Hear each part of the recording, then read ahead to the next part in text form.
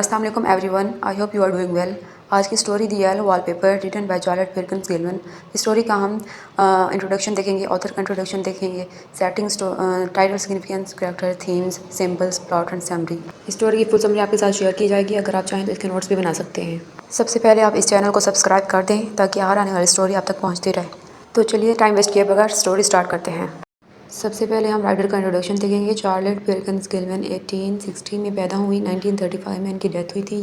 ये एक American feminist, sociologist और राइटर थी जो कि ह्यूमन राइट्स और सोशल रिफॉर्म्स पर इनका वर्क बेस्ड था। इनका ये ज़्यादातर सोशल एक्सपेक्टेशंस और वुमेंस के जेंडर इनइक्वालिटी पर लिखती थी। गिलमैन का द येलो वॉलपेपर में राइटिंग स्टाइल साइकोलॉजिकल और सिंबॉलिक है ताकि पढ़ने वाले डायरेक्ट नरेटर की मेंटल स्टेट तक रसाई हासिल कर सके। गिलमैन ने अपने वर्क में वाइब्ड इमेजरी भी बहुत यूज़ की है। आप राइटर के मेजर वर्क्स देखते हैं। द येलो वॉलपेपर जो कि 1892 में लिखा, वुमेन एंड इकोनॉमिक्स जो कि 1898 में लिखा और हर लैंड 1915 में लिखा। द येलो वॉलपेपर 1892 में द न्यू इंग्लैंड मैगजीन में पब्लिश हुई।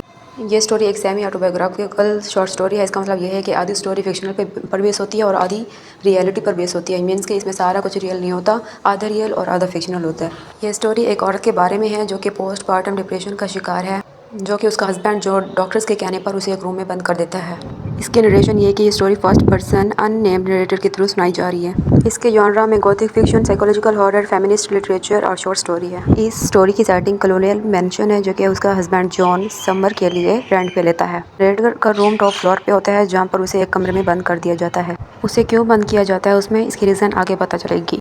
इस स्टोरी के 3 मेन कैरेक्टर हैं, the narrator, John, jenny. Narrator unnamed women है और ये स्टोरी की प्रोटैगनिस्ट है।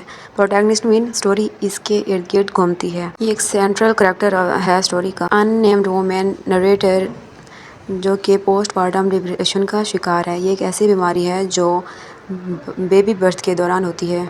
ये औरत अपने हस्बैंड की अटेंशन चाहती है लेकिन उसका हस्बैंड उसे अटेंशन नहीं देता, उल्टा उसे एक रूम में बंद कर देता है उसकी रिकवरी के लिए। नरेटर मेंटली डिस्टर्ब होती है, उसे उस रूम में बंद किया जाता है जिसमें एक येलो वॉलपेपर होता है। नरेटर उसके साथ ऑब्सेस्ड हो जाती है। ये स्टोरी हमें 19th सेंचुरी का बताती है कि किस तरह वुमेन्स की मेंटल हेल्थ को मिसअंडरस्टूड किया जाता था। जॉन ये नरेटर का हस्बैंड है जो कि फिजिशियन भी है। ये अपनी वाइफ को एक रूम में बंद कर देता है ताकि वो ठीक हो जाए। वो ये नहीं समझता कि वो इसे टेंशन देगा तो वो ठीक होगी, उल्टा वो उसे एक रूम में बंद कर देता है।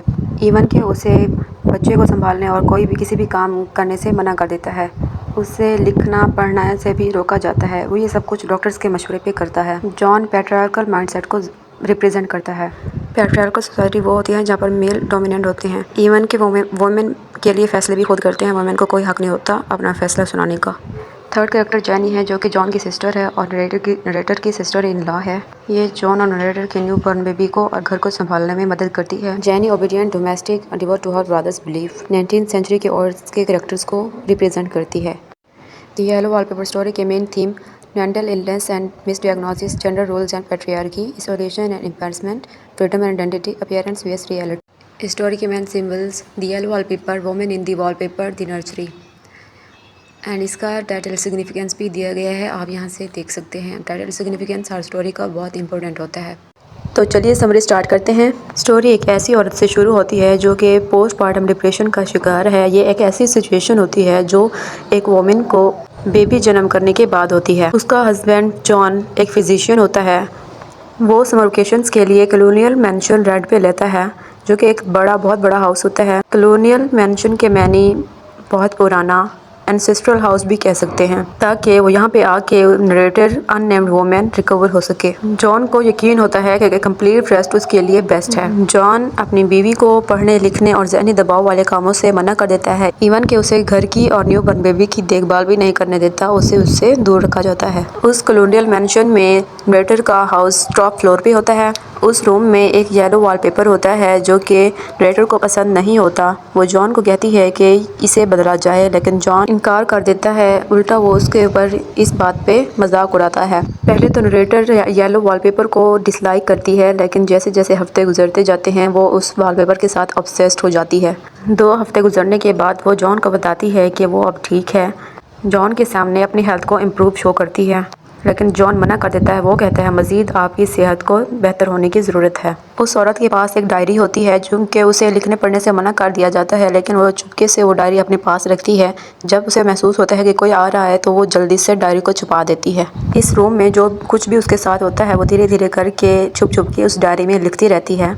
कुछ दिनों बाद उसे महसूस होता है कि येलो वॉलपेपर के पीछे कोई चीज़ है, जो पीछे कैद है वो बाहर निकलना चाहती है। येलो वॉलपेपर के पैटर्न उसे कुछ दिनों बाद सलाखें, जेल की सलाखें नजर आने लग जाती हैं। वो इस येलो वॉलपेपर के साथ इतना ऑब्सेस्ड हो जाती है कि बस दिन रात बैठे बैठे उस वॉलपेपर को घूरती रहती है, उसके पैटर्न्स को देखती रहती है। कुछ दिन बाद नरेटर डायरी में लिखती है कि इस वॉलपेपर के पीछे कोई चीज़, जो फिगर है, वो एक वोमेन की शक्ल इख्तियार कर चुका है।